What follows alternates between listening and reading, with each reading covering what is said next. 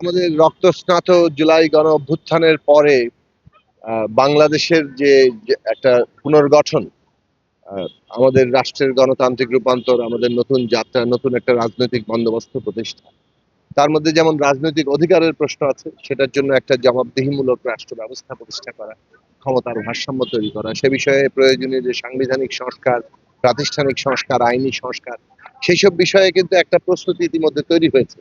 জুলাই জাতীয় সনদ তৈরি হয়েছে দীর্ঘ আলাপ আলোচনার মধ্য দিয়ে। সেটা যেমন বাস্তবায়ন করার ব্যাপার আছে, তেমনি আহ, এই দেশের একটা বৈষম্যহীন বাংলাদেশ করতে গেলে শ্রেণী, ধর্ম, জাতি, লিঙ্গীয় পরিচয় নির্বিশেষে প্রত্যেক পরিচয়ের মানুষের যে অর্থনৈতিক মুক্তি, সামাজিক মুক্তি, তাদের যে মর্যাদা এবং অধিকারের প্রশ্ন, সেই প্রশ্নে আমরা মনে করি যে আহ, গণতান্ত্রিক ব্যবস্থা প্রতিষ্ঠা যেমন করতে হবে, তেমনি গণতন্ত্রের উপযোগী দল, তার জনপ্রতিনিধিও তৈরি করতে হবে। এবং সেই ঐতিহাসিক পর্বে আমরা আছি, যেখানে আমরা একটা বিচার, সংস্কার এবং নির্বাচনের যে মধ্য দিয়ে গণতান্ত্রিক উত্তরণ, সেটা আমাদের ঘটাতে হবে। ফলে আমরা সবসময় এই কথা বলেছি যে বিচার, সংস্কার এবং নির্বাচন হচ্ছে এই মুহূর্তে বাংলাদেশের প্রধান জাতীয় স্বার্থ।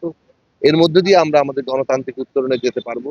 আমাদের শহীদের রক্তের ঋণ আমরা আহ, তাদের শোধ করার জন্য, কিংবা তাদের আকাঙ্ক্ষা পূরণ করার জন্য আমরা আমাদের একটা প্রাথমিক উত্তরণ ঘটাতে পারবো।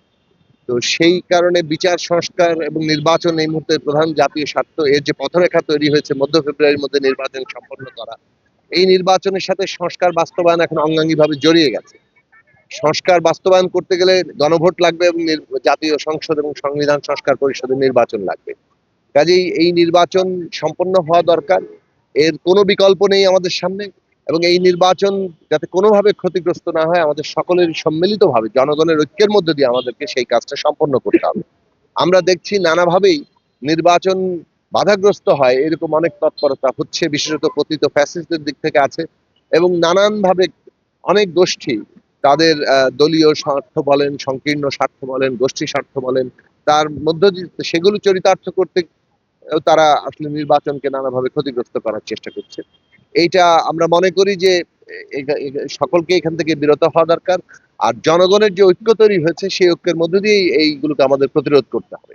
ফলে নির্বাচন মধ্য ফেব্রুয়ারির মধ্যে হতে হবে। এটা বাংলাদেশের অগ্রগতির জন্য, বাংলাদেশে গণতান্ত্রিক উত্তরণের জন্য এই মুহূর্তে একটা অপরিহার্য বিষয়।